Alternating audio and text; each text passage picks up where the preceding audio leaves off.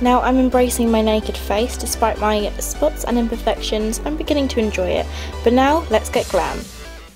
First of all, I'm taking my MAC Prep and Prime, the original version. I'm going to massage this into my skin using the warmth of my fingertips. I really like this primer because it's nice and moisturising, but it still makes your makeup last just that little bit longer, which is always a bonus, especially when you're doing a big glamorous kind of different makeup look to this. Then I decided to use an oldie but a goodie. This is the Estee Lauder Double Wear Foundation. I forget the shade name, but I will have all products listed on my blog, so be sure to check that out.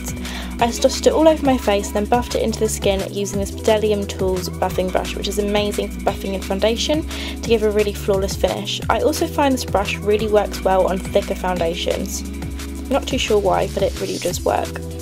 Then I'm going ahead and going on to the brows. As you can see, they're getting a little bit thin at the moment, so I'm trying not to pluck them. I just brushed them through with a spoolie and then took my Anastasia Beverly Hills Dip Brow Pomade in Chocolate and just went through the brows using little kind of short sweeping motions. You can kind of see what I'm doing rather than me explaining it. If you do want a full brow tutorial, please let me know, as I just kind of just put snippets of this in, as I can find it can be quite boring in full long face tutorials. Then I just set the brows in place using my Maybelline Brow Drama, which is a tinted brow gel and really does help to lock the brows into place. Then I went ahead and added a pop of highlight under the brow bone. This is a brow pop pencil thing from NYX. It's really good, and it's a creamy pencil to put that under the brow bone and blend it with my finger. Then went ahead and primed the eyes and dusted a translucent powder over the top just to set that into place, and now we are ready for the fun part. I'm going ahead and taking Peach Smoothie eyeshadow from Makeup Geek and blending it into the crease of my eye using my favourite Crown Brush fluffy brush. Then I went into the crease of my eye as well with the kind of grey shade from Makeup Geek. I completely forgotten the name of the shade. I think it's something like Stealth, maybe, but it's a really cool blue toned grey shade, and I kind of did that quite messily into the crease of my eye, really elongating it towards the tip of the brow. Then, because we're putting such a strong line on it, really distracts from how messy the crease work is. If you wanted to make this super neat and amazing, you could, but I kind of wanted to slap it on there.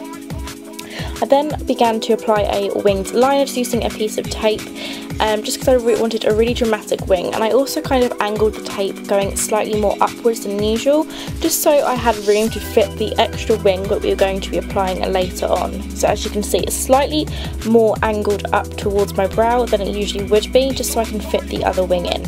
Then I went ahead and just concealed that line because there's a little kind of jagged edge on the other side where the sellotape wasn't stuck down properly, and I just patted that into the skin using my pinky finger. Then after that I just ran a black eyeshadow. This is Makeup Geek's Carbon eyeshadow just under the lower lash line, just to darken up the whole look and kind of bring everything together. I'm using this on a Real Technique accent brush, and then I'm taking the silver shade from the Urban Decay Electric palette on an angled brush from Real Techniques. Just going over the top of this. This creates a really cool kind of dark grey metallic look, and it's really pretty. Then for the double wing, I took this NYX thin pencil felt tip liner and then went on just on parallel to the line we've just applied, just kind of like a really thin line. Obviously you can be as thick as thin as you want this, but I wanted just kind of a tiny little detail that just makes the whole world of difference. For the inner rims of the eyes, I went in with the blue coal liner. This is a cheap one, but amazing. It's MUA, it cost me £1. And then I'm going to curl my lashes and apply a generous coat of mascara. For mascara, I'm going ahead and applying the Art Deco All-in-One mascara, which I think is an amazing mascara and I absolutely love it. Then I decided to quickly powder up the rest of my face. I did apply some concealer as well, but I've lost the clip to that, but it's nothing that amazing. Then I just powder the skin. This is the Rimmel Stay Matte Pressed Powder in Soft Beige on a Real Techniques powder brush. I mainly applied the powder just to my chin area, as that was my kind of area of concern. I wanted to add further coverage to that area. I applied some falsies, which are the Ardell, no they're not, they're the Primark Natural Sultry Lashes. They cost £1 and you'll find them in the little teal area of Primark. And then I'm going to bronze up my face using the NYX matte bronzer on a Sigma F25 flavoured face brush, which is the best blending brush in the entire world. I always say that, but it definitely is. Then I'm going to contour my face using the second lightest contour shade from the Anastasia Beverly Hills Contour Kit, going under my cheekbones, around the sides of my forehead, a little bit down my nose, under my Cupid's bow, just anywhere that I kind of want to draw attention away from and kind of deepen into the skin. I did go a little bit intense on the nose contour, so I did kind of go over the top of that with some powder. I also set under the eyes with the Anastasia Banana Powder, and then I went in with this kind of random mauvey blush from this Crown blush palette, and then just dusted this onto the cheeks using my Zoeva Luxe Cheek Face Brush. It's really, really soft and really, really fluffy.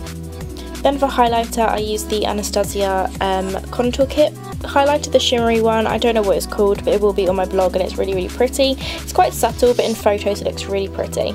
Then for a little bit something different, I applied a blue mascara, just kind of quite heavily on top of the falsies and my lower lashes.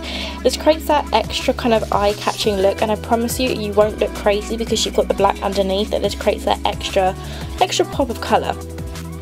So you could leave it like this and pair it with a nude lip and you're good to go, but I decided to go with a kind of dark grey ombre lip, which I think is really unique and interesting. So for this I just applied a white lipstick and a black lipstick around the outside, then blended them in just using kind of lip rolling motions, if you will, and then you create this really cool kind of grey ombre lip. I love the kind of look of this black ombre look.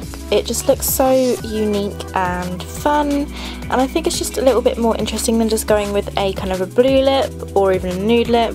It's just something more fun, and I love the ombre look. I went ahead and set that into place using half a piece of tissue and some translucent powder. This is the finished look, guys. I really hope you enjoyed the tutorial. I love this makeup so much. Please give this video a big thumbs up and don't forget to subscribe for more videos from me, and I hope you have a lovely day. Thanks for watching. Bye.